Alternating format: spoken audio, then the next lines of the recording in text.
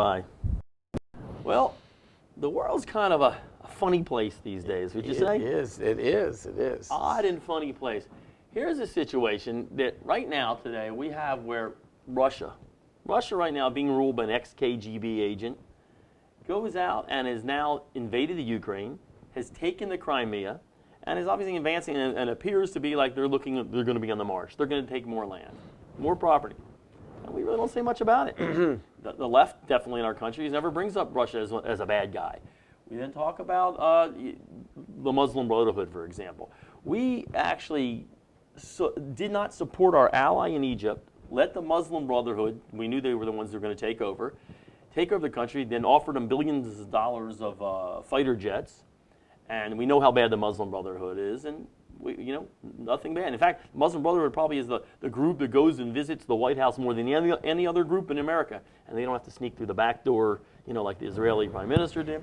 We support the Muslim Brotherhood. You've got Hamas, you got Hezbollah. Hamas takes over pretty much the whole Palestinian Authority situation there, and nothing. They're actually, the United States calls them a terrorist group, but nothing about. We don't talk bad about Hamas, and we don't talk about them. Iran, the largest state sponsor of terrorism, we are actually negotiating for them to get a nuclear bomb. Now, they've sworn they will destroy Israel. They'll wipe them off the face of the earth. We are allowing them to have centrifuges, which are only used for a nuclear weapon, and we're supporting them getting a bomb. We do Syria, who's used gas upon their own people. Hillary Clinton said Assad was a good guy. He's one of our guys. She said. And we do nothing about it. The only country that the U.S.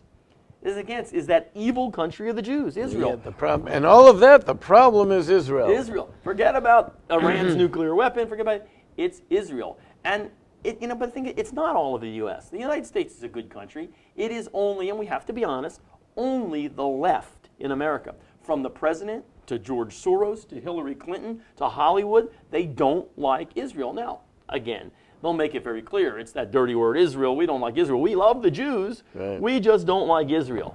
But I find that kind of hard to believe. By the way, if we can just add to it, breaking news. Right. Today's breaking news. There is the former or maybe current president of Sudan. Right. Now, you might have heard of a place called Darfur. Good place. Right, Darfur. So a few years back, Darfur was pretty much in the news all the time because... That was a liberal thing. Because this guy in Sudan, though, he was a bad guy because what was he doing? He was basically slaughtering all the black people there. Now, he was a Muslim. Right. And they were slaughtering black people, like carnage, just killing people for years and years and years. It was horrible. So now this president of Sudan, so they've indicted him in the World Court. And they want to arrest him for all these heinous crimes to mankind. So the president is visiting South Africa. Okay. The World Court asked the South Africans to hold on to him because they want to arrest him. Right. See, they can't go get him in Sudan, but once he left Sudan, they asked South Africa to hold on to him so they could arrest him for all these horrible crimes he committed in Darfur. So he was there for the Organization of African States meeting. Okay, so he was being held by the South Africans, but he got on a plane and left from a South African Air Force base and flew back to the Sudan. Now, why didn't they hold on to him? Well, they didn't hold on to him because they believe that the World Court is prejudiced against Africans. And they're really, if they're going to be putting anyone on trial, they should be putting Netanyahu on trial for crimes against mankind. And how can they they're just going after this guy because he's a Muslim or black, even though the Muslims are killing the blacks. How can they go after him when they should really be going after these other real criminals? And if they're not going to go after the real criminals, we're not going to help them out and hold this guy and put this guy in trial. So they put him on an airplane. And so he was asked to be held. But he ended up leaving from an Air Force facility, which means they let him have his private jet, flew into the Air Force facility and flew out and took him back to Sudan. It's the insanity. Either one group is either I'm insane, which I don't think I am, or the rest of the world is insane. I mean, think about this. We need to put Netanyahu, the prime minister of Israel, the most moral country, in fact was formed as a moral country, We need to put him on trial. I mean, but the thing is, we have to understand, in America, it is the left. It is literally what we talked about last week in the Democratic Convention, where they would not vote to support the state of Israel. So we have to decide in this country where we're going. I mean, forget about the rest of the world. What about the United States of America? Those people out there who say, I'm anti-Israel, I'm not anti-Jew, that's just a ridiculous argument. You can't be anti-Israel without being anti-Jew, because then you have to say to yourself, what about the guy in Darfur? What about Iran? How can we possibly be against Israel? And we're only against Israel because it's the country of the Jews. So the anti-Jew party in America, the Democratic Party, the liberal base, George Soros, they've got something against the Jews. And why? They want to boycott Israel, boycott the products of Israel, boycott the country of Israel. And I got to go to your rabbi. I don't know why. I don't know why. So I'm coming to you. You are a lucky guy. It just so happens that today I happen to be coming with the answer to that question. Let's take Mr. Soros or those of his ilk. Right? Now, they've got a big problem. They've got a really, really, really big problem. Because there is something called anti-Semitism. Yes. It's been around for a long time, and they can't figure it out. Right? They really can't figure it out. Truth is, most people can't figure it out. But they're really uptight about it because it doesn't make any sense. So therefore, because it doesn't make any sense, they can't believe how all these otherwise good people would act so irrationally evil to Israel. Why would they connect themselves like that? Can't be. Must be that Israel's really doing something wrong. Gotta be. You would think it. If you watch CNN and I'm on board, they must be doing something wrong. Can't be, but all these nice people like what's her name, Amanpour, and even the president and all these people. They can't be wrong. They can't be wrong. Must be Israel is doing something wrong, something egregiously wrong that's so much worse than the rest of the world that it deserves all this hatred. Because otherwise, they would have to deal with a fact of, why is everyone so irrationally hateful of Israel? Now, there are people who are on the other side of the coin, and they say, oh, yes, we understand where this hatred's coming from. Not that I like it, to tell you the truth, any more than anyone else does. George Soros doesn't like to be put in cattle cars and sent to Auschwitz, and Benjamin Friedman doesn't like to be put in cattle, and we don't like it equally.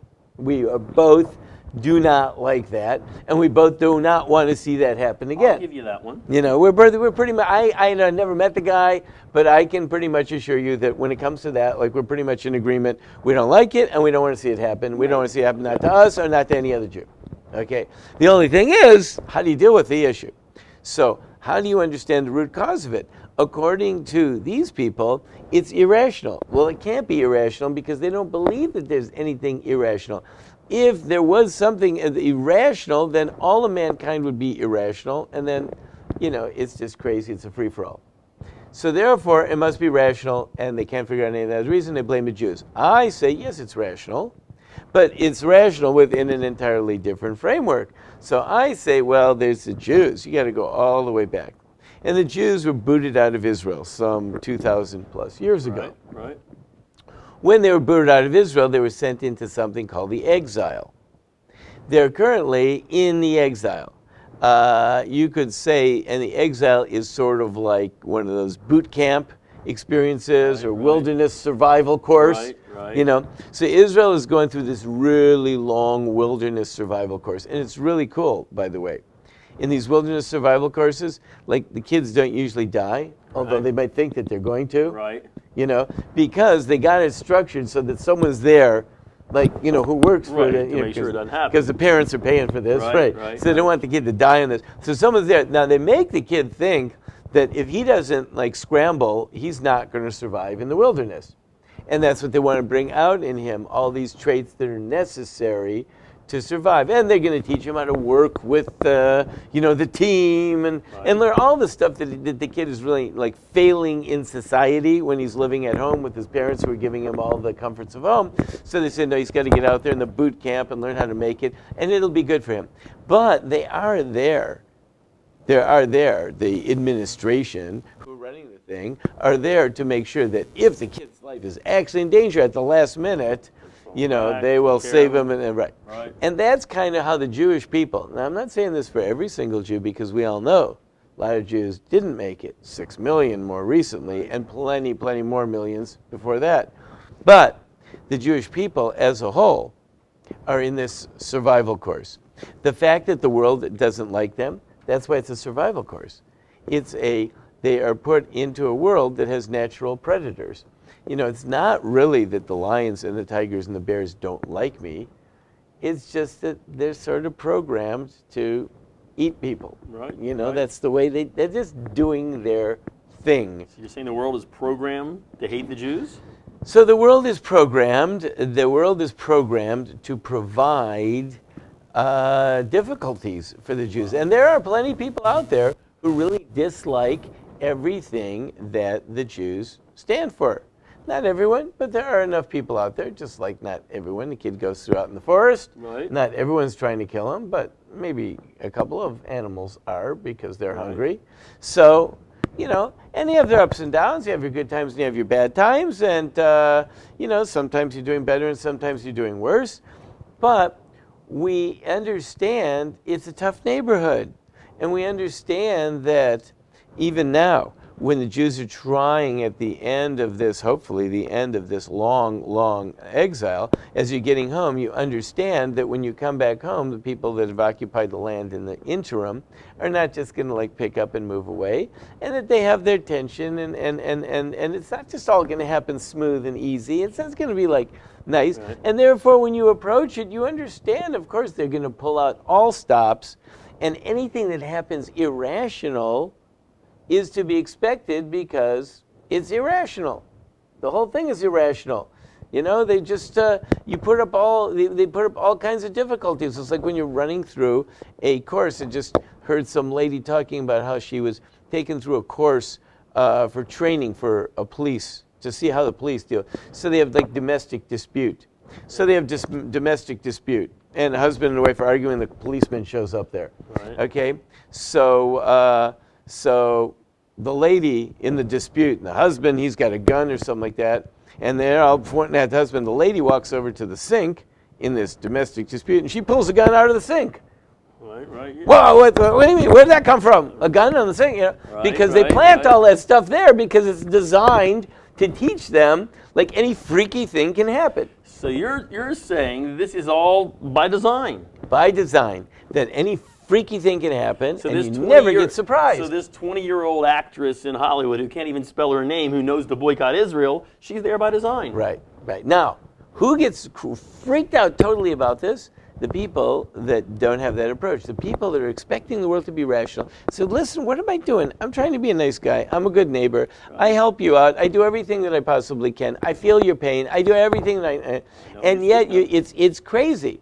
They have no framework. So what do those people do? I just heard a talk over the weekend by a Rabbi, Yaakov Fleschel, who works for the Atlanta Scholars Kollel, and he gave a talk about what life is like on campus these days at Emory. He's talking about Emory. So he talked about two events that happened in the last couple of years, and one of them was that at the I think it was at the A.E. Pie House, someone spray painted swastikas on the A.E. Pie House right after Yom Kippur. Right. So all of a sudden, the president of the college is making statements, and there's all kinds of news coverage and everything like that.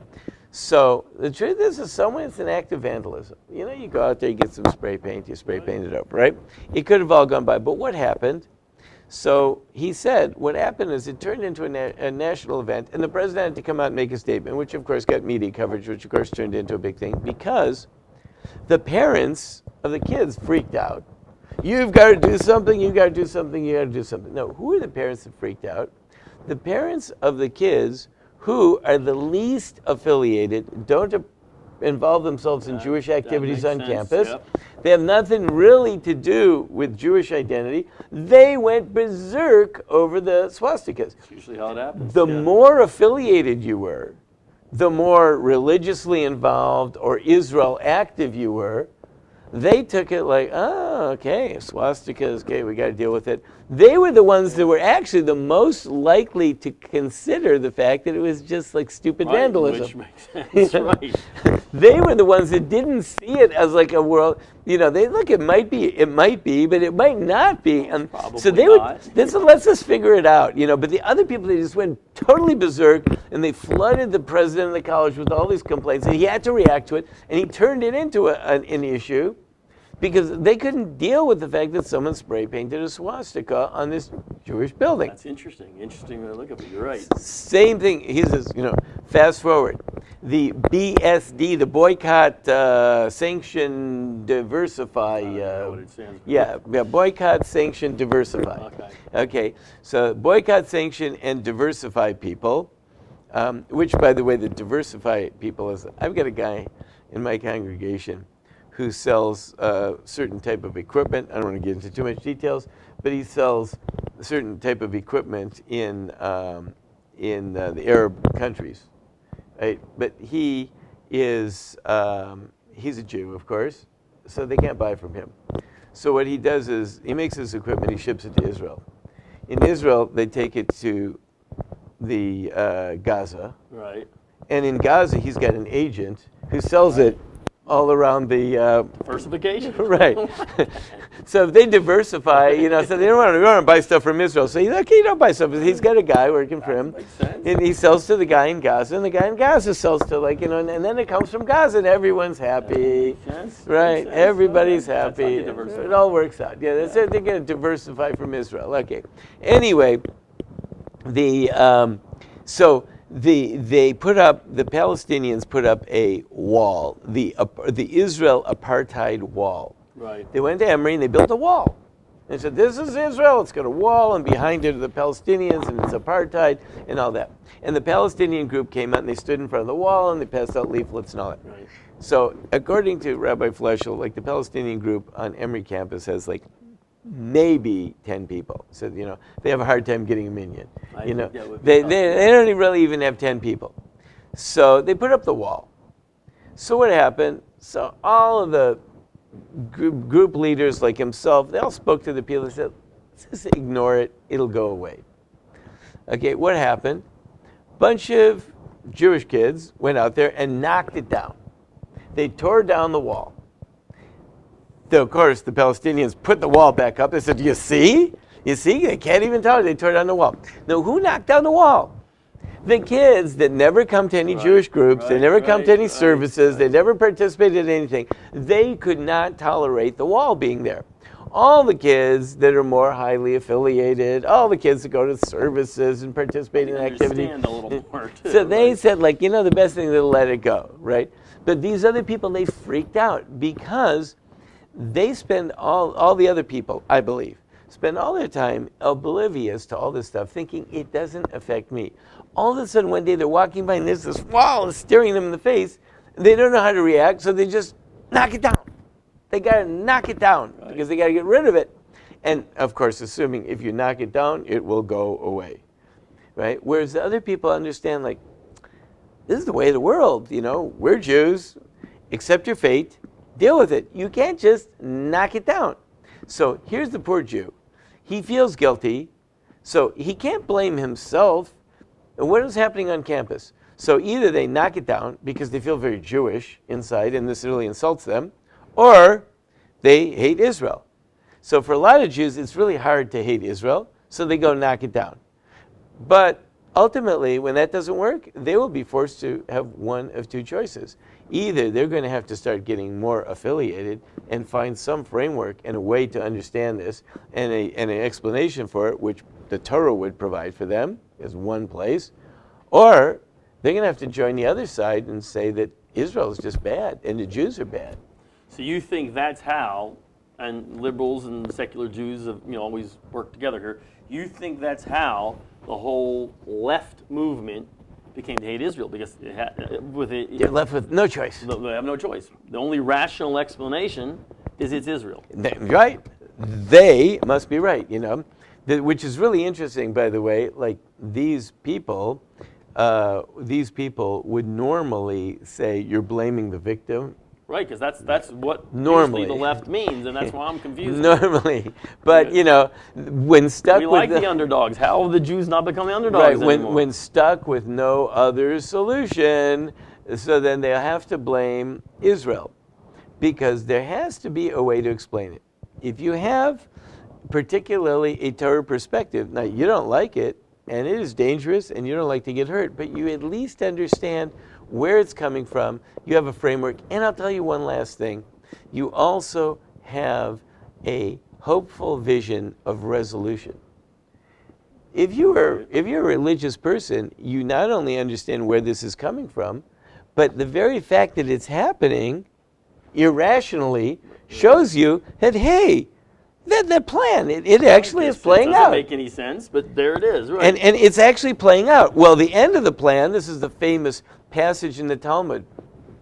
After the destruction of the temple, Rabbi Akiva and his friends were on the Temple Mount, and they saw how it was desecrated and animals were running all about. And Rabbi Akiva was happy. So they said, why are you happy? This is horrible. He said, well, no, but it says it's going to be rebuilt. So he said, the fact that it got destroyed, according to prophecy, must mean that the prophecy is really happening. He said, this is proof the prophecy is happening. So if I believe this part, I believe the next part.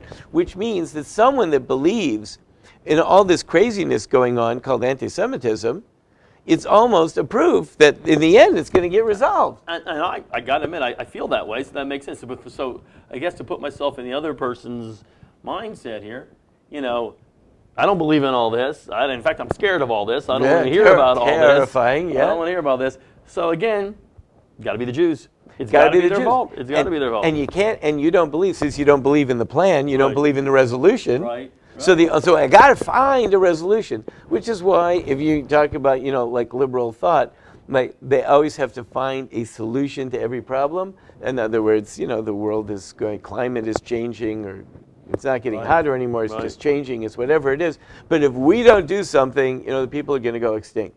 People are not going to go extinct. If you believe in the plan, no one's going to go extinct. It'll all work out. We're going to work it out. Everything's going to be okay. But if you don't believe in the plan, there's always a panic. Everything is a panic. The world is going to be starving to death within the next number of years, or we're going to be drowning in all the trees are going to be gone because we used all the paper, or whatever it is. There's always some calamity.